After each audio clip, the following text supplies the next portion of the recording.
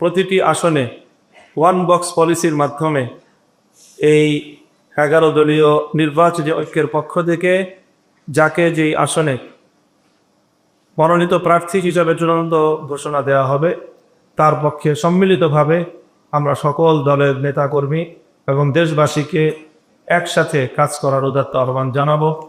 সেই সাথে যেই জুলাই সনদ বাস্তবায়নের লক্ষ্যে যে গণভোট হচ্ছে সেই গণভোটে সম্মিলিতভাবে গোটা দেশবাসীকে ঐক্যবদ্ধ হয়ে জুলাই সনদের আইনি ভিত্তি কার্যকর করার লক্ষ্যে হ্যাঁ ভোটকে বিজয়ী করার জন্য দেশবাসীকে আহ্বান জানানোর লক্ষ্য নিয়ে আজকের এই সাংবাদিক সম্মেলনে এ পর্যায়ে মুখ্য বক্তব্য উপস্থাপন করবেন বাংলাদেশ জামাতে ইসলামীর মোহতারাম আমির জনাব ডক্টর শফিকুর রহমান।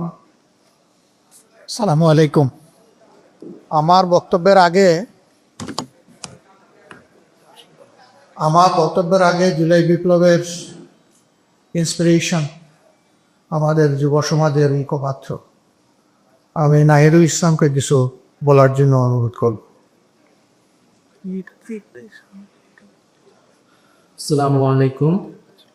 প্রিয় সাংবাদিক ভাই বোনেরা এবং প্রিয় দেশবাসী, আজকের এক ঐতিহাসিক মুহূর্তে আমরা উপস্থিত রয়েছি, যেখানে আমরা সংস্কারের পক্ষে থাকা, বাংলাদেশের আজাদির পক্ষে থাকা এবং বৈষম্য বিরোধী, দুর্নীতি বিরোধী বাংলাদেশের পক্ষে থাকা অনেকগুলো রাজনৈতিক দল এককে একটি প্ল্যাটফর্মে এসেছি, যেখানে আমরা ঐক্যবদ্ধভাবে আসন্ন জাতীয় নির্বাচন এবং গণভোটে অংশগ্রহণ করব বলে সিদ্ধান্ত নিয়েছি।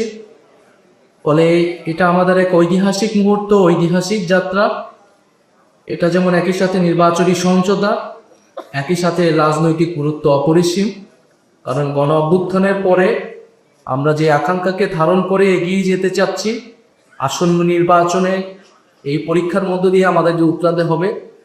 ফলে আমাদের সেই গণ অভ্যুত্থানের আকাঙ্ক্ষিত বাংলাদেশ, আমাদের মহান মুক্তিযুদ্ধের সাম্য, মানবিক মর্যাদা এবং সামাজিক সুবিচারের বাংলাদেশ, এবং আমাদের 1947 সালের যে আজাদির লড়াই, সকল ঐতিহাসিক লড়াইকে ধারণ করে আমরা এই আসন্ন নির্বাচন এবং গণভোটে একত্রে কাজ করব, ঐক্যবদ্ধ কাজ করব। ফলে সারা বাংলাদেশের সকল আসনে, আমি আজকে সকালেও বলেছি যে আমাদের কোনো দলের প্রার্থী থাকবে না আজকে ঘোষণার পর থেকে। সেটা আমাদের এই নির্বাচনী সমঝোতা বা 11 দলীয় নির্বাচনী ঐক্য, তাদের প্রার্থী হিসেবে তারা বিবেচিত হবে।